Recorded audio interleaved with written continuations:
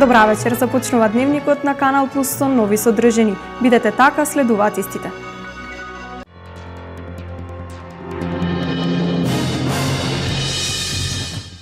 Никола Николик, сопственикот Фиком, утрово е најден обесен во тоалетот на затворот во Штип, каде што ја одлежуваше 9-та година од 25-годишната затворска казна. Заедно со неговата сопруга, во 2006 беа осудени за измама тешка милиони евра. Браковите се со тенденција на намалување, а разводите бележат пораст на истокот. Расте старосната граница за стапување во брак, опаѓа наталитетот. Истокот со црна статистика. Акумулацијата Градче, заедно со уште неколку други акумулации, наскоро ќе добијат концесионери. Градче нема концесионер повеќе од 2 години, па проблем е стопанисувањето со рибниот фонд.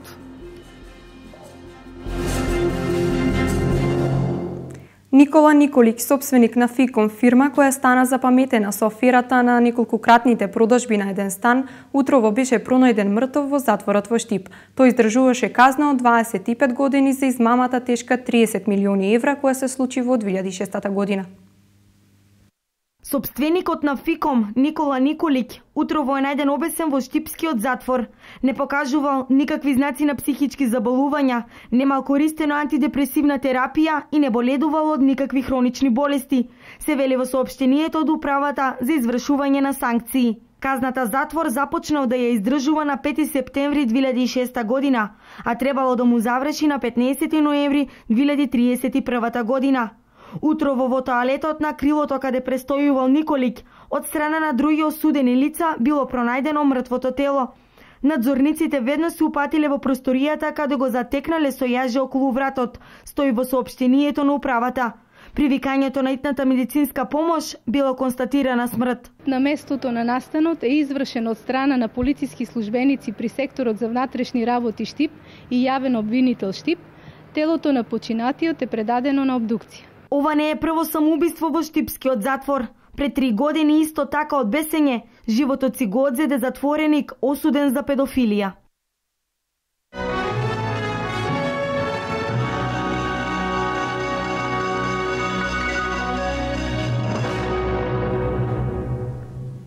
Лидерот на СДСМ денес ја објави шестата бомба. Нови снимки од телефонски разговори се објавени денес на тема Скопје 2014. СДСМ тврди дека снимките се од поединци од Министерството за внатрешни работи. Владеачката ВМРО ДПМН тврди дека се работи за снимки од странски служби. Денес во 14:30 во седиштето на СДСМ, лидерот на партијата Зоран Заев одржа пресконференција на која ја презентираше шестата бомба, односно објавување на преслушкувани телефонски разговори на власта. Во последниот пакет од 3 разговори, кои лидерот на СДСМ ги објави, се слуша како наводно министерот за финансии Зоран Ставревски и министерката за внатрешни работи Гордана Јанкуловска ја коментираат економската состојба на земјата и претераното трошење. За машкиот глас кој зборува, Заев тврди дека е министерот за финансии Ставревски. Лидерот на СДСМ вели дека нема доказ, но е убеден дека она што го последува е доволна причина министрите да си дадат оставка.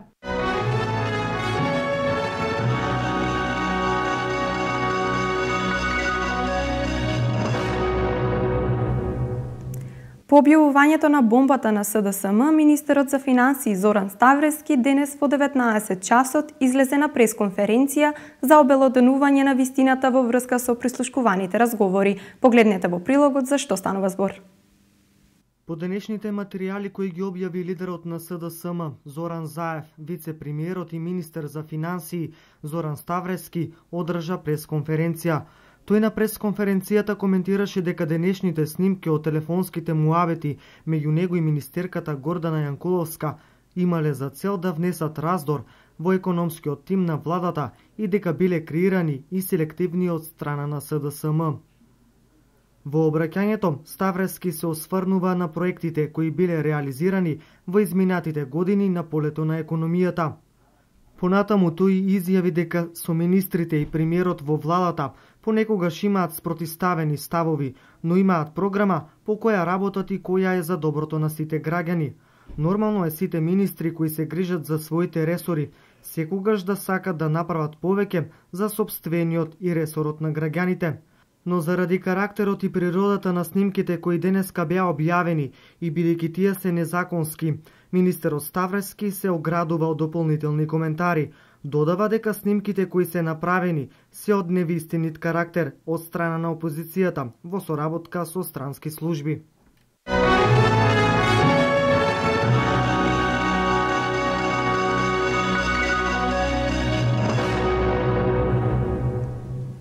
Статистичките демографски показатели се немилосредни за Истокот. Венчавките се во опаѓање, а разводите бележат континуиран раст. На Истокот, Кочани е градот каде точка на својот брак ставиле најмногу брачни парови минатата година. Христијанската религија го дефинира бракот како заедница помеѓу маж и жена. Во различни делови од земјата бракот различно се третира, но факт е дека во текот на последните години се почесто младите стапуваат во брак во подоцнежните години. А која е причината за тоа гледано од психолошки аспект? Младите денес се стремат кон совршенство, значи си поставуваат некои цели пред себе кои што сакаат да ги постигнат, а дури отпосле размислуваат за брак. Тие прво значи тежнеат кон учење, студирање, значи кариера, да, сакаат потоа да откако ќе завршат со студиите да се вработат, да најдат работа, значи да обезбедат својата иднина, па да обезбедат дури некој свој дом и дури отпосле размислуваат за бракот. Значи, стремејќи се кон совршенството и да ја обезбедат иднината, забораваат на сегашноста и на годините дека одминуваат во меѓувреме и затоа се склучуваат бракови во подоцнежните години. Според официјалните податоци, во последните неколку години расте бројот на разводи, а се намалуваат склучените бракови. Ако во 2010 имало нешто над 1700 разводи, 2 години подоцна тие да се искачат на 2000. Во 2014 бројот на разводи во Република Македонија изнесувал вкупно 2200. А еве како изгледа сето тоа изразено во бројки по општини во источниот регион за минатата година. Во Штип вкупно склучени бракови во текот на 2014 година се 60, додека пак разводи 12, Кочани 59, 17, Делчево 15 склучени бракови наспрема разводи 3, Виница 23 наспрема 6, Берово 24 наспрема 3. Во Пехчево има само 7 склучени бракови со тоа што нема разводи. Македонска Каменица 7 склучени бракови со 2 разводи. Карбинци 9 склучени бракови со само 1 развод. Пробиштип 19 склучени бракови и 2 разводи. Зрновци 1 брак и 1 развод, додека пак во Чешиново Оплешево во текот на минатата година имало само 7 склучени бракови со тоа што нема разводи. Самото модерно време во кое што живееме, начинот кој што младите го следат, самата динамика, темпото кој што го налага времето и општеството се причина и влијаат како врз донесувањето на одлука за склучување на брак, така и врз разводот. Значи, самата околина, обкружувањето, семејството, пријателите на директен или индиректен начин влијаат врз донесувањето на одлуката за брак, како и за развод во бракот. Најчесто како причини за развод во бракот се неспремноста при исклучување на брак на младите. Значи, младите неспремни влегуваат во брак. Најчесто неодговорност, бидејќи бракот сам по себе си носи своји одговорности, своји обврски, а младите некако не се спремни за тие обврски. Се уште го следат тој модерен тек на живот и ја сакаат слободата дури во бракот. За некој кој безусловно верува во љубовта, бракот е институција заснована на безгранична доверба, љубов и солзи. Но за оние кои не веруваат во неговото значење, тоа е само потпис на кој не треба да му се дава голема важност. Не постои некое правило за кој што треба да се следи за да бракот биде долг и среќен. Најбитно е младите пред склучување на бракот меѓусебно добро да се запознаат, дури ако е возможно некој предбрачен живот. И во текот на бракот многу е битно меѓусебното почитување, разбирање, љубовта и разговорот, доколку меѓусебниот разговор, доколку се наидат на некој проблем, бидејќи со самиот разговор ќе го надминат и ќе го решат, а со тоа и ќе си го зачуваат брак. Сведоци сме на многу различни полемики, мислења и действувања кога станува збор за бракот во денешното модерно општество, каде за некои бракот може да се склучи без разлика на пол, вера и сваќања.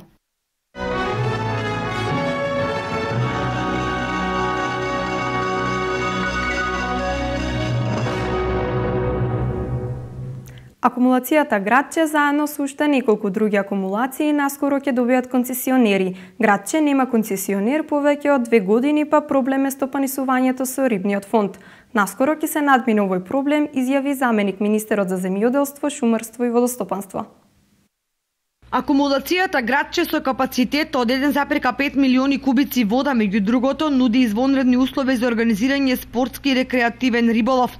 Бистрите планински води од реките кои извираат во подножјето на Соговските планини се идеални за одгледување на крап и клен, како и на други видови сладководни риби.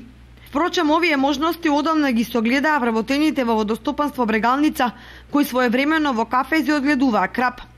Освен тоа, во повеќе наврати беше извршено порибување на езерото за во екот на сезоната да се организира спортски риболов. Меѓутоа, во последните 2 години Градче е без концесија, па овде никој не води сметка за планско и организирано стопанисување со рибниот фонд. Ваквите состојби и реакциите на кочанските риболовци беа причина партијникот Иван Иванов да упати конкретно прашање до представниците на Министерството за земјоделство, шумарство и водостопанство со барање одговор кога ќе се распише нова концесија за стопанисување со рибниот фонд во вештачкото езеро Градче. Кога може да се очекува распишување на концесија за ова акумулација? Заменик министерот одговори дека во тек е постапката за распишување концесии за Градче, но и за другите езера и реки, на кои е предвидено спортско и рекреативно риболовство. Временскиот рок не е прецизиран, но логично е концесиите да ги добијат кандидатите со невисоки понуди. Не само на нова акумулација, туку и на други рекреативни зони и риболовни ревири е подготвена документација која што согласно законот е доставена до владата во соодветна процедура и се надевам дека на следната седница на влада, значи со донесувањето на одлуката за започнување на постапка за спроведување, односно донесување на одлука за донесување на одлука за формирање на комисија за спроведување на истата постапка. Истата ќе биде објавена и заинтересираните лица, значи не само за акумулацијата Градче, туку и за другите рекреативни зони и на риболовните ревири ќе можат сите да ја видат и нормално согласно интересот да достават соодветни понуди. Откако ќе достават соодветни понуди. Инаку на езерото секојдневно рибарат риболовци од Кочан и Кочанско, кои понекогаш знаат да се пофалат дека фателе капиталци крап или сом и дека самото езеро и неговата околина овозможуваат вистинско рибарско уживање.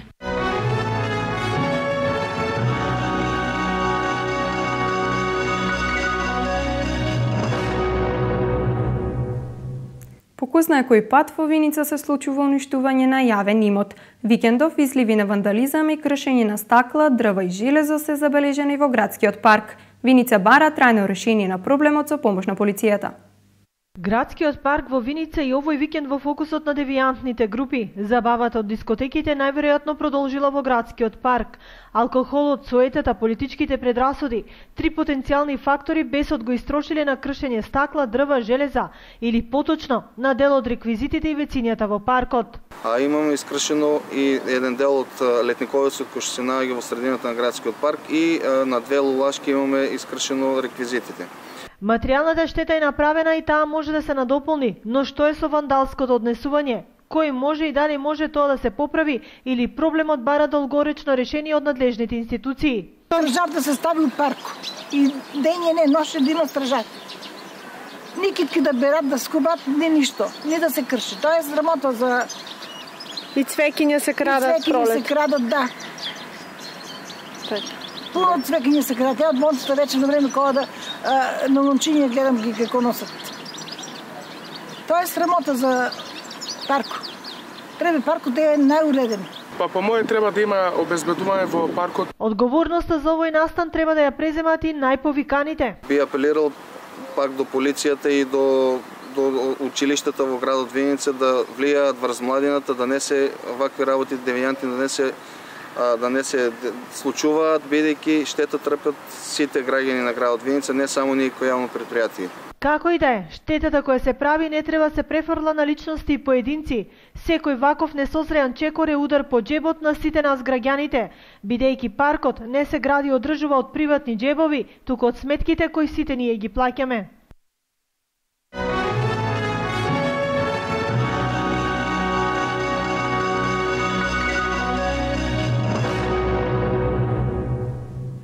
За 20 дена жителите на Нов Караорман ќе добијат чиста и квалитетна вода од резервоарите во селото Ринци. Со ова конечно ќе биде надмината опасноста од болести заради неквалитетната вода која жителите досега користеа. Проблемот со водоснабдувањето на жителите од Нов Караорман, општина Карбинци, се надминува.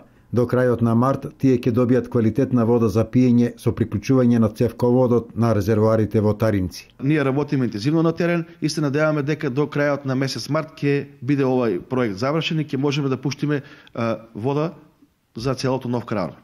Станува збор за проект кој заеднички го реализираат општина Карбинци и Швајцарската агенција за развој. Проектот е финансиран од Швајцарската агенција, односно Пурс Брегалница, од 50.000 франци и 10.000 евра учествува општина Карбинци. По многу години реакции и незадоволство, конечно жителите можат да здивнат.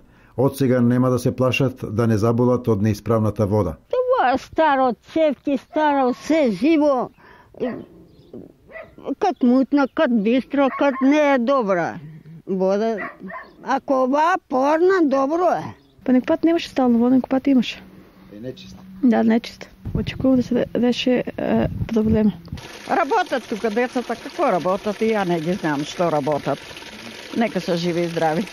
Таа водата не ја хлорират ни ништо, многу опасно за пиење. Имаше добиено документ дека водата да не се употребува вашо пиење. Не било употреблива. Добиваме од Синјарска фарма, мислам тие бунари што Синјарска фарма што има Терница, Синјарска фарма има посебен бунар и напојува се фармата и ние се напојуваме со неа. Цевководот е со должина од 1500 метри. Поставувањето кое започна во ноември лани беше прекинато поради невремето што ја зафати оваа општина. Со подобрувањето на временската состојба работите се интензивирани и наскоро се очекува финиширање на целокупните активности.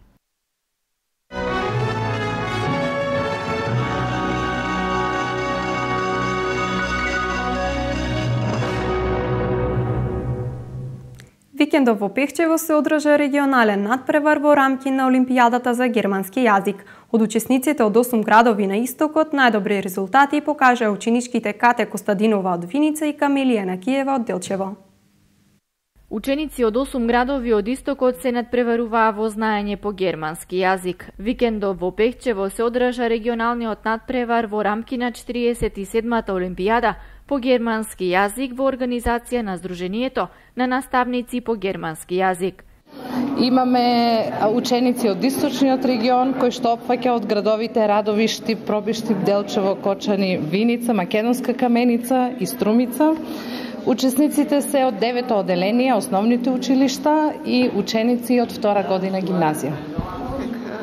Што поратаму со победниците? Најдобрите прво, второ и трето место на оваа регионална олимпијада продолжуваат на државен надпревар во Скопје.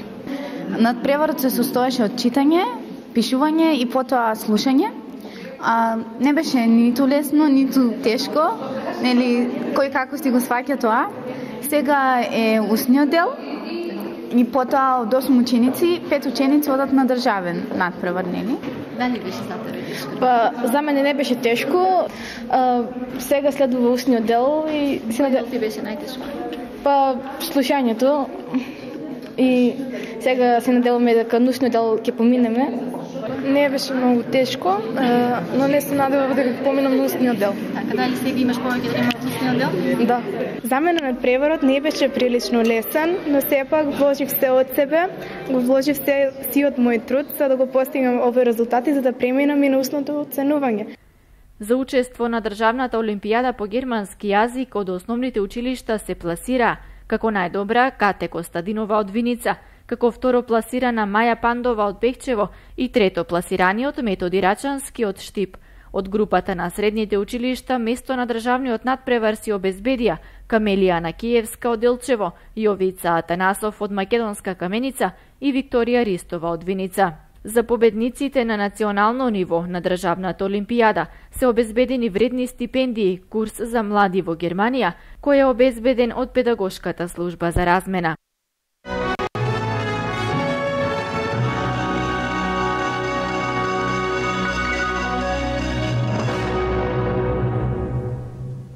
Средношколскиот пленум ги објави своите две главни барања до владата: математиката да не е задолжителен испит во државната матура и да се извршат измени во екстерното тестирање. Штипските средношколци денес ги поддржаа барањата на пленумот.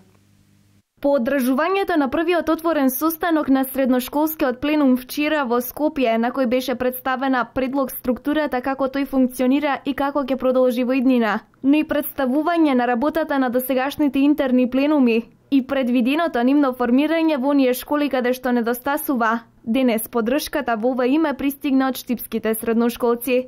Околу пладне, организирано пред зградата на општината во Штип, ги изразија своите барања и ставови за укинување на математиката како задолжителен предмет на полагање на државна матура, именување на ефектот на резултатот од полагањето на екстерното тестирање врз крајната оценка на ученикот. Беше изведен и краток протестен марш по улицата која води од зградата на општината кон градскиот поштад. Од пленумот кој вчера го водеше состанокот, беше потврдена информацијата дека структурата на дејствување ќе биде со интерни пленуми на ниво на средни училишта и генерален пленум на кој ќе се изгласуваат одлуките, а во кој ќе учествуваат по 4 представници од секое средно училиште, но барањата до надлежните институции ќе бидат поднесени кога целосно ќе бидат оформени. Затоа, какви активности ќе превземат во иднина зависи од одговорот што ќе го добијат од Министерството.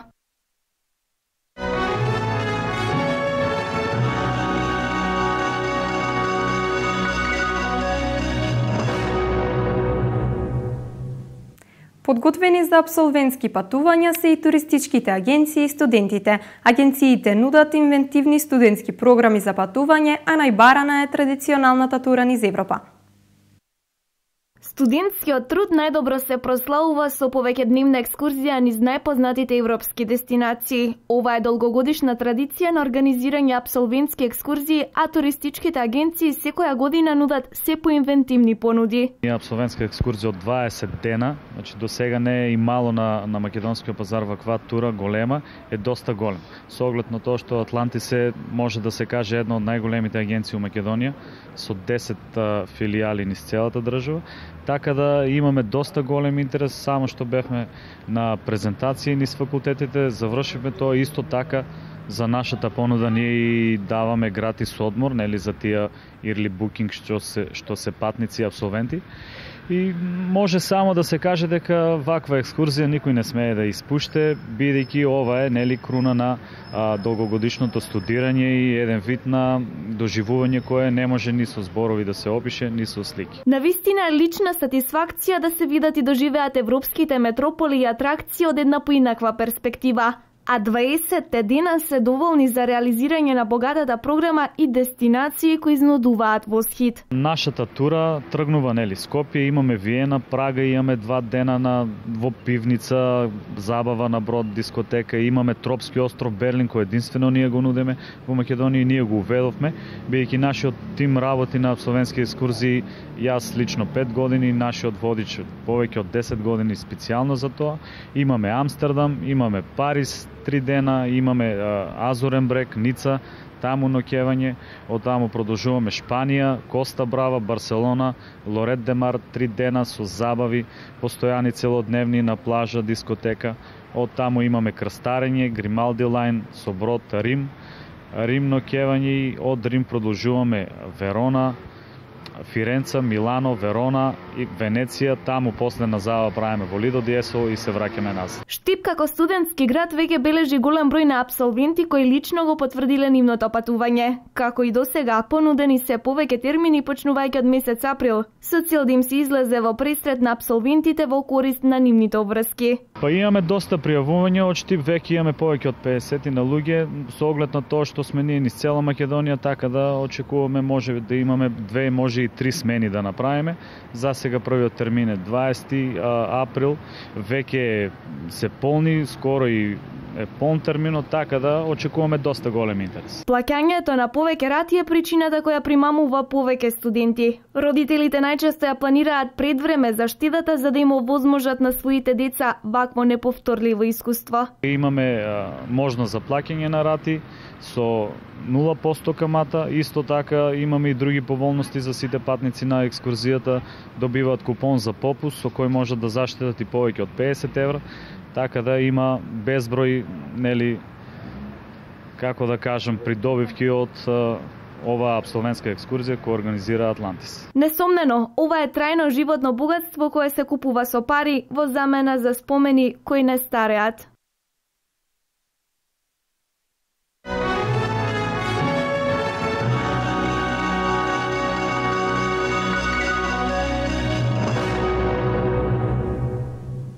Триесет и 4 лица се пријавени за исчезнати минатата година во источниот регион. 6 нови се пријавени како исчезнати годинава. СВР Штип ги расветли скоро сите случајни исчезнати. Последните две, девојката од Штип и старицата од Чифлик, исто така се пронајдени. 56 годишен штипјанец со иницијали ИД загина утринава во сообраќајна несреќа на автопатот Демир Капија Неготино. Од се уште непознати причини, ИД, кој управувал со автомобил Citroen Xantia, излегол од десната страна на коловозот и починал на лице место. Не се познати причините заради кој возилото скренало од страната и правецот на движење на автопатот. СВР Штип расветли 4 тешки кражби сторени на подрачјето на Штип и Кочани во период од август минатата година па се досега. Пријава заработија 13 лица, од кои 11 се од Кочани, а од нив 6 се малолетни. Тројца од обвинетите за кражби се од Штип. Обвинетите се товарат за неколку кражби од подруми, куќи, деловни објекти и за кражба на бакарен кабел. Во 4 кражби причинета е материјална штета во вкупна вредност од 286.000 денари. 2014 година на подрачјето на СВР Штип пријавено исчезнување на 34 лица, 32 од нив се пронајдени од почетокот на оваа година, 6 лица се пријавени за исчезнати и сите се пронајдени. Последниот случај за девојката, која минатиот викенд беше пријавена од страна на своите родители како исчезната, е расветлен случајот, односно девојката е пронајдена. А денес е пронајдена мртва жена од село Чифлик, која беше пријавена како исчезната минатата недела, која во последните 2 месеци покажувала нарушено ментално здравје и неколку пати најавила самоубиствени намери. Телото на Сљ го пронашол низиниот син во длабоките води на река Брегалница. Се претпоставува дека уште со скокање на брзите води таа си го одзела животот. По увидот од надлежните истражни органи, телото на починатата ќе биде предадено на семејството.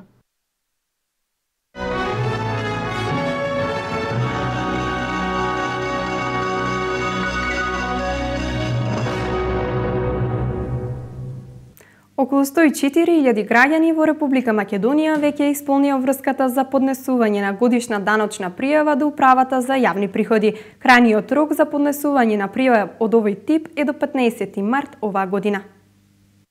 На 2 седмици пред истокот на крајниот рок, 15 март, 104.773 граѓани веќе ја исполнија обврската за поднесување на годишна даночна пријава до Управата за јавни приходи, од кои 467 ја искористиле можноста за пријавување на приходите преку електронските даночни сервиси.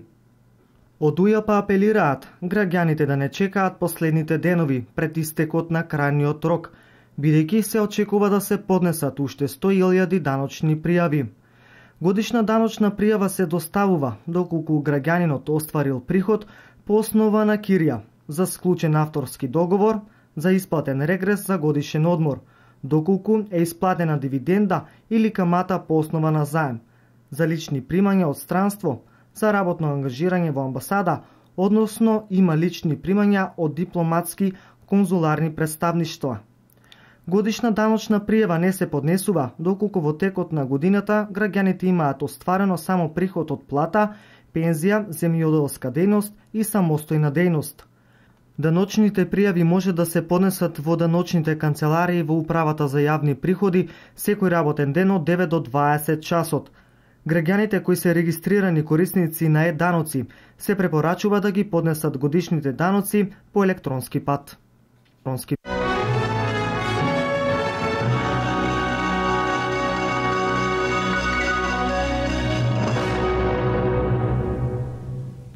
денес во Берово поднесени се 35 барања за процена на штети од поплавите. Од Комисијата за проценка на штети ги потсетуваат граѓаните кои претрпеле штета од поројните дождови и поплави, нивните барања да ги постават до предвидениот рок до 5 март годинава. Во Општинската комисија за процена на штети во Берово до денес поднесени се 35 барања за процена на штети предизвикани на обработливи површини лоцирани покрај водотеците.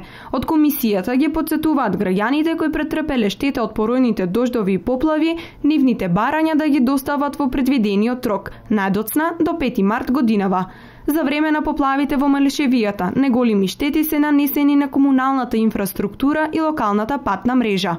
За санација на штетите покрај средствата од општинскиот буџет се очекува помош и од владините институции, изјави Љупчо Дркалски, директор на јавното комунално претпријатие во Берово.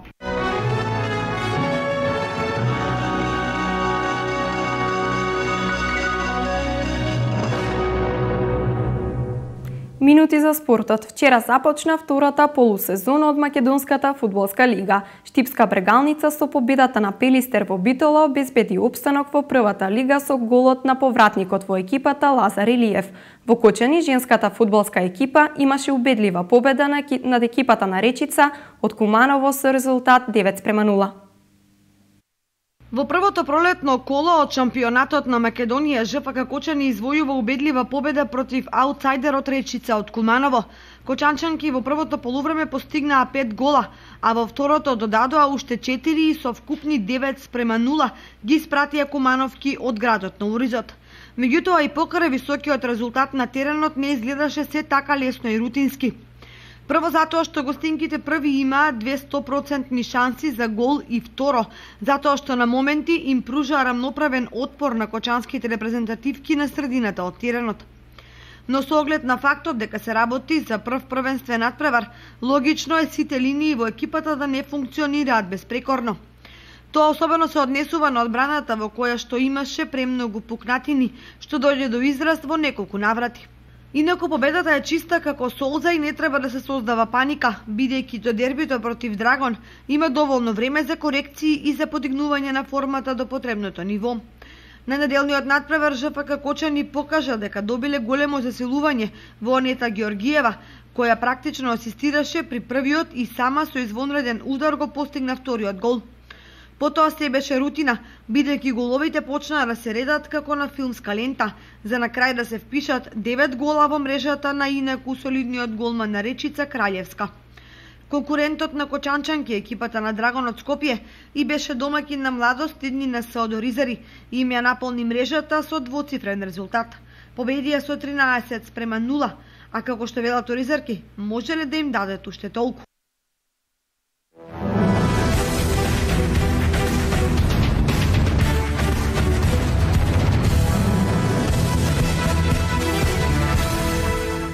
Универзитетот Гоце Делчев ги повикува студентите да се пријават за учество на овогодинешните традиционални студентски спортски игри. Игрите ќе се одржат на 27 март во рамки на одбележувањето на патрониот празник на универзитетот. Трите првопласирани екипи ќе се надпреваруваат на меѓународните универзитетски спортски игри.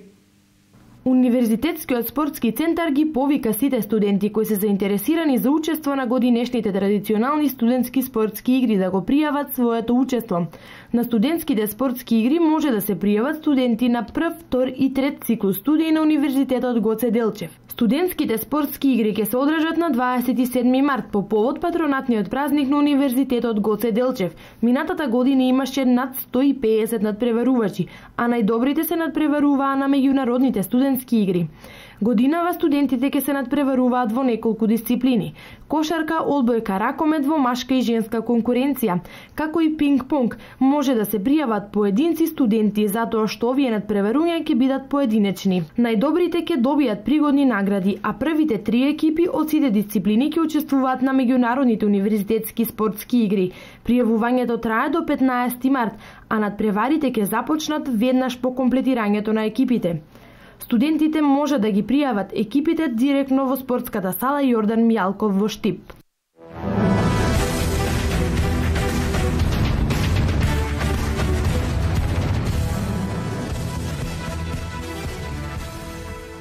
Го проследивте Дневникот на Канал Плюс. Гледајте не повторно во вечерните вести. Следува временска прогноза. Пријатна вечер со нашата програма.